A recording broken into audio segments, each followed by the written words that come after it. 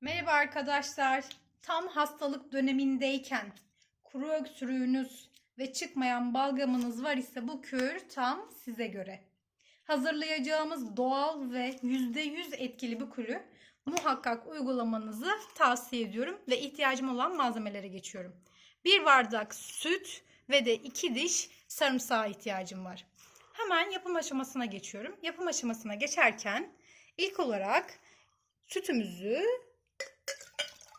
ocakta kaynatacağız. Ocakta kaynarken ve biz de bir yandan da sarımsaklarımızı iyice ezeceğiz. Bu arada arkadaşlar buna iyice ezmeye özen gösterin. Çünkü sarımsağın içerisindeki minerallerin tamamen ortaya çıkması gerekiyor. Ve hemen işleme geçelim. Evet arkadaşlar, sütümüzü kaynattık ve sarımsağımızı iyice ezdik. Ve kaynayan sütümüzün içerisine sarımsaklarımızı ekliyoruz. Bir karışım sağlayalım.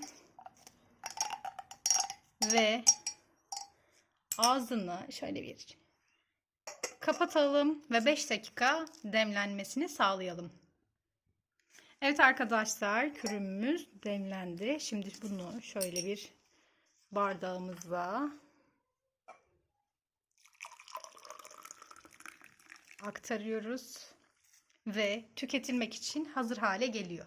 Arkadaşlar, bu kürü her gece yatmadan evvel bir bardak olacak şekilde tükettiğinizde 7. günün sonunda kuru öksürüğünüz, balgamınız, tüm şikayetlerinizin sona erdiğini göreceksiniz.